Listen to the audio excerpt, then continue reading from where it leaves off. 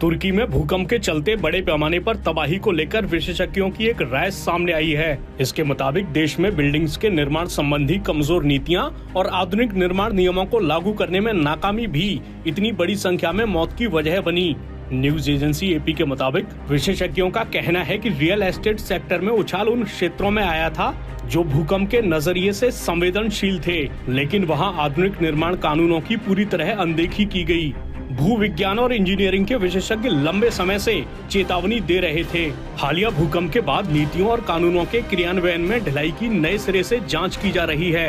University college London में आपातकालीन योजना के प्रोफेसर डेविड अलेक्जेंडर ने कहा, ये आपदा घटिया निर्माण के कारण हुई है, भूकंप से नहीं। तुर्की के चैम्बर ऑफ आर्किटेक्ट्स के अध्यक्ष आयप मोहकू ने कहा, ये सामान्य ज्ञान है कि हालिया भूकंपों से प्रभावित क्षेत्रों में कई इमारतों को घटिया सामग्रियों से बनाया गया था और अक्सर सरकारी मानकों का पालन नहीं किया गया। उन्होंने कहा कि इसमें न केवल कई पुरानी इमारतें शामिल हैं, बल्कि हाल के सालों में बनाए गए अपार्टमेंट भी शामिल हैं। मोहकू ने कहा, भूकंप की वास्तविकता के बावजूद इस क्षेत्र में इमारत का ढांचा कमजोर था।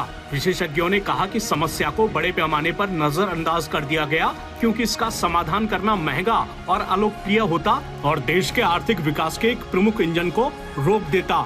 इस बीच तुर्की के राष्ट्रपति रसेप तैयब अर्दोआन ने कमियों को स्वीकार किया है। आपदा के बाद अर्दोआन के न्याय मंत्री ने कहा कि वे नष्ट इमारतों की जांच करेंगे। उधर विशेषज्ञों ने भूकंप को इतना घातक बनाने के बारे में एक कठोर वास्तविकता की ओर इशारा करते हुए कहा कि भले ही तुर्की के पास कागजों में भवन निर्माण संहिता है जो मौजूदा भूकंप इंजीनियरिंग मानकों को पूरा करती है, लेकिन ये बहुत कम ही लागू होती हैं। इस बीच बहुत से लोगों का ये भी मानना है कि बचाव अभियान की धीमी गति ज्यादा मौतों की वजह बनी।